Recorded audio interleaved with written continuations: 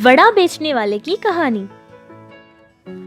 सोमपुर नाम के एक गांव में मनोहर नाम का एक आदमी रहा करता था। मनोहर की दो बेटियां थीं और वो जुड़वा थी और उन दोनों के नाम सीता और गीता थे। दोनों ही 7वीं क्लास पढ़ रही थी और मनोहर की पत्नी घर का सारा काम संभाल लिया करती थी। मनोहर सोमपुर के ही मार्केट में वड़ा बेचने वाला काम करता था। उनके गांव में वड़ा बेचने वाली बंडियां बहुत कम होती थी और उनमें मनोहर के बनाए वड़े बहुत ही स्वादिष्ट और बहुत ही मजेदार होते थे, जिससे सारे लोग उसी से खरीदा करते थे। मनोहर, सच बताना, तुम अपने वड़ों में कुछ न कुछ जरूर मिलाते होगे। कितना स्वाद आता है इनमें। मैं तो तुम्हारे बनाए वड़े खाए बिना रह ही नहीं पाता हूँ। अरे सर, ये सब तो आपकी मेहरबानी है। अरे नहीं मनोहर, मेरा यकीन करो, हमारे पूरे सोमपुर में तुम जैसे वड़ा कोई नहीं बनाता है। बहुत स्वादिष्ट बनाते हो तुम। अच्छा, वो सब तो ठीक है, लेकिन आज हमारे मैनेजर साहब आ रहे हैं। उनके लिए एक प्लेट स्पेशल वड़ा बना देना तुम। तुम्हारे बनाए वड़े खिलाकर मैं अपने पिछले सारे काम करवा लूंगा उनसे। उस आदमी की कही बातें सुनकर मनोहर बहुत ज्यादा खुश हो गया था। उसके बनाए वड़े सारे लोगों को बहुत पसंद आने की वजह से उसका काम बहुत ही अच्छा चलने लगा, जिससे कुछ ही महीनों में उसे बहुत अच्छे लाभ मिल जाते थे। स्नेहा, गीता, सीता, जल्दी आओ इधर।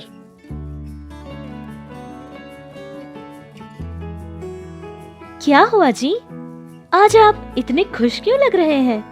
कोई बात है क्या? खुश हूँ? अरे मैं तो बहुत ज्यादा खुश हूँ। आज मुझे सचमुच बहुत खुशी मिली है। अच्छा, तुम सब अपनी आंखें बंद करो और अपने हाथ आगे करो।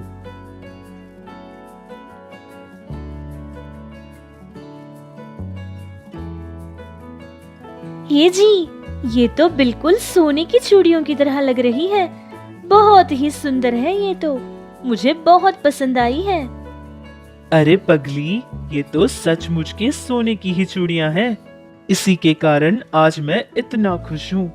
हमारा जो वड़ा बेचने वाला काम है उसमें बहुत ज्यादा फायदा मिल रहा है मुझे, और कई महीनों से वो सारा फायदा मैं बचत कर रहा था। उन्हीं पैसों से ये सब खरीद कर लाया हूँ तुम्हारे और हमारी बच्चियों के लिए। अच्छी लगी ना तुम्हें?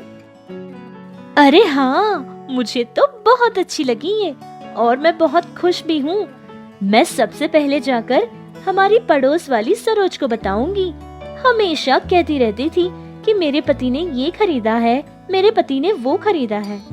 मनोहर की पत्नी और उसकी दोनों बेटियों की खुशी देखकर मनोहर बहुत ही ज्यादा खुश हो गया था। उसने सोचा था कि और ज्यादा मेहनत करके उनको और खुश कर देगा। इसी तरह कुछ दिन गुजर गए थे। उनके गांव सोमपुर में सारे ही लोग मनोहर से ही वड़ा खरीदा करते थे, जिससे बाकी वड़ा बेचने वालों की बंडियों के पास बिल्कुल भीड़ ही नहीं रहती थी, जिससे बाकी वड़ा बेचने वालों को मनोहर से बहुत जलन होती थी। उन्हीं में एक आदमी था जिसका नाम जग्गू था।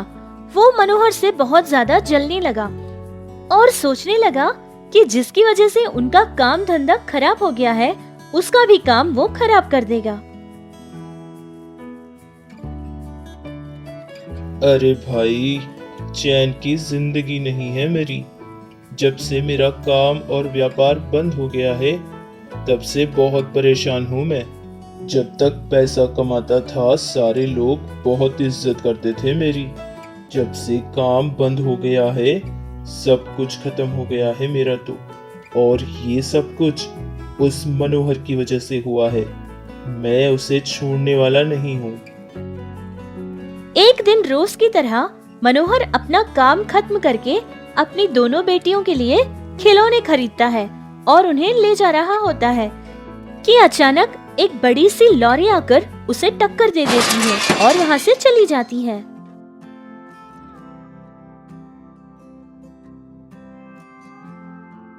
हे भगवान, ये मेरे साथ क्या हो गया? क्या आज ही मेरा आखिरी दिन होगा? क्या मैं दोबारा मेरी स्नेहा और मेरे बच्चियों को नहीं देख पाऊंगा? उनकी प्यारी सी हंसी मैं क्या कभी नहीं देख पाऊंगा? मेरे बिना मेरी पत्नी और मेरी बच्चियों का क्या होगा? पिताजी पिताजी कहती हुई मेरे पीछे घूमा करती थी। क्या वो सब कुछ अब मैं दोबारा नहीं सुन पाऊंगा? जिंदगी के इस आखिरी पल में मेरी पत्नी और बच्चों को देखे बिना ही मुझे दुनिया से जाना पड़ रहा है। ये सब कहता हुआ मनोहर अपनी आंखें बंद कर लेता है। फिर थोड़ी देर बाद उसी सड़क से गुजर रहे एक ऑटो में कुछ लोग थे। उन्होंने मनोहर की ये हालत देखकर उसे हॉस्पिटल ले जाते हैं। फिर ये सारी बात मनोहर की पत्नी स्नेहा को पता चलते ही वो और उसकी दोनों बेटियां हॉस्पिटल पहुंच जाती हैं और मनोहर की हालत देखकर बहुत ज्यादा रोने लगती है। स्नेहा से डॉक्टर्स कहते हैं कि किसी तरह उन्होंने मनोहर की जान तो बचा ली थी, लेकिन एक्सीडेंट के कारण मनोहर के दोनों पैर काटने पड़े। ये बात सुनते ही स्नेहा बहुत ज्यादा रोने लगी। स्नेहा को क्या करे कुछ समझ नहीं आ रहा था। एक तो उसके पति की जान बच गई, इस बात की स्नेहा को खुशी थी, लेकिन अपने पति को दोनों पैरों के बिना वो कैसे देखेगी, इस बात की उसे बहुत ज्यादा फिक्र और चिंता भी थी। इसी तरह बहुत देर तक रोती रही और बहुत ज्यादा परेशान हो रही थी, लेकिन कुछ देर बाद उसने खुद को हिम्मत दी थी और अपनी दोनों बच्चियों को भी उसने संभाल लिया था और उनको समझा भी दिया था कि चाहे परिस्थिति कैसी भी क्यों ना हो, हमें डरना नहीं चाहिए बल्कि उसका सामना करना चाहिए। ये सब कहकर अपने पति और दोनों ही बेटियों को अपने घर लेकर चली जाती है।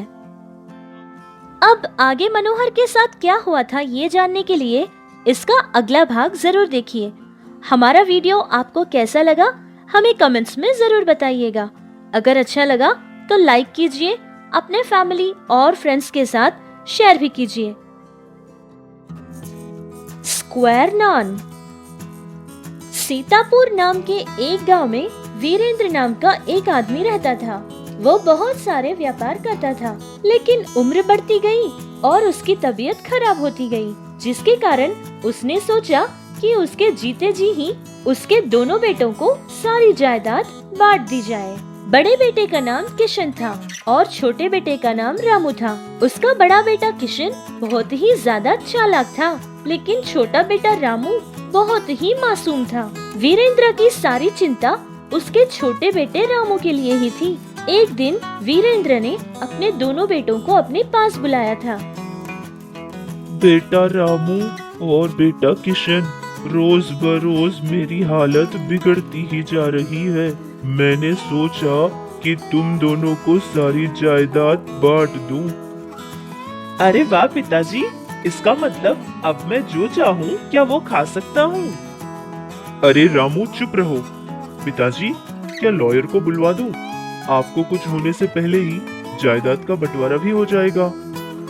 वीरेंद्र अपने बड़े बेटे की होशियारी और छोटे बेटे की मासूमियत से हमेशा डरता रहता था, इसीलिए उसने जल्द ही लॉयर को बुलवाया और सारी जायदाद दोनों बेटों के नाम कर देता है और सारे कागजात तैयार करवा लेता है। फिर इस तरह कुछ ही दिनों बाद उसकी तबीयत बहुत ज्यादा खराब हो गई थी और वो एक दिन मर जाता है। पिता की मौत के बाद दोनों भाई अलग अलग हो जाते हैं और अपना अपना काम करने लगते हैं। बड़ा बेटा किशन बहुत ही ज्यादा होशियार और चालाक भी था, इसलिए वो जो भी काम करता था उसे बहुत ज्यादा लाभ मिलता था। लेकिन छोटा भाई रामू ज्यादा होशियार नहीं था, वो बहुत ही मासूम था। वो अपनी कम अक्ली से जो भी काम करता था हर काम में उसको नुकसान ही मिलता था। फिर एक दिन दोनों भाई बाजार में एक दूसरे के सामने होते हैं। अरे रामू, कैसे हो? बहुत दिन हो गए तुम्हें देखकर। हाँ भैया, मैं ठीक हूँ, आप कैसे हैं? हाँ, मुझे क्या हुआ, मैं तो बहुत खुश हूँ। लेकिन तुम्हारे बारे में तो मुझसे गांव वाले कहते हैं तो ही सुनता हूँ। मैंने सुना कि जो भी काम तुम करते हो सब नुकसान ही हो जाता है। अरे वैसे भी जो काम मैं करता हूँ वही काम तुम क्यों करते हो? कोई और काम क्यों नहीं करते? वो भैया, पिताजी कहते थे ना कि जो भी काम सीखना हो तो भैया को देखकर सीख लेना, तो बस इसीलिए। ठीक है, दोबारा कभी ऐसे ही सामना हो गया तो फिर बात करेंगे। वैसे भी दुकान पर कोई नहीं है, मैं चलता हूँ। इतना कहकर उसका बड़ा भाई किशन वहाँ से चला जाता है। फिर रामू भी अपने घर वापस लौटकर ये हिसाब डालता है कि अब तक उसका कितना पैसा नुकसान हो गया है। जो जायदाद उसके पिता ने दी थी उसमें से तो उसने आधे से भी ज्यादा खर्च किया हुआ था और सब कुछ नुकसान ही हो गया था। और रामू ने तब ये सोचा कि उसके भाई को देखकर अब कुछ भी करने से कोई फायदा उसे नहीं मिलने वाला है। जितना पैसा अब उसके पास बच गया है उसमें कोई नया काम शुरू करेगा। ये सोचकर वो सोचने लगा कि अब ऐसा कौन सा काम करे। 3-4 काम तो उसको याद आए थे, लेकिन जितना पैसा उसके पास था उसको लेकर उसे एक ही काम समझ आ रहा था जो कि उसको करना था। एक बार किसी काम की वजह से वो हैदराबाद गया था और वहाँ पर उसने स्क्वायर नान खाया था जिसका स्वाद वो कभी नहीं भूल पाया था। तो उसने सोचा कि अब वो यही काम करेगा। रामू ने ठान लिया कि वो अब स्क्वायर नान बेचने का ही काम करेगा। जितना पैसा उसके पास था बिना कोई देर किए एक शॉप खरीद लेता है और फिर मेहनत करनी शुरू कर देता है। मेरे बनाए नान को खाकर ये गांव वाले तो पागल ही हो जाएंगे। अगर पिताजी अब जिंदा होते तो मुझे देखकर उनको बहुत गर्व होता। ये सोचता हुआ वो नान बनाने के लिए आटा मिला लेता है और फिर उसको स्क्वायर बनाता है। फिर चूल्हे में रखने के लिए जाता है। फिर अचानक वो खुद उस चूल्हे में गिर जाता है, लेकिन उसकी नसीब बहुत अच्छी थी। वो चूल्हा जला नहीं था जिसके कारण उसकी जान बच जाती है। लेकिन फिर भी रामू ने हिम्मत नहीं हारी थी। उसने ये सोच लिया था कि किसी भी तरह ये सारा काम उसे सीखना ही है। फिर 1 महीने के लिए वो हैदराबाद चला जाता है और जहाँ उसने ये स्क्वायर नान देखा था उसके पास जाकर काम सीखने लगता है। फिर ठीक 1 महीने बाद वो अपने गांव वापस लौटता है और अपना काम शुरू करता है, जिसे देखकर सारे लोग मजाक उड़ाने लगे। उसका नाम स्क्वायर नान ही रख दिया था। इसी नाम से उसे बुलाया करते थे। लेकिन रामू ये सब कुछ देखने और सुनने के बाद भी उनकी किसी भी बात पे वो रुका नहीं था।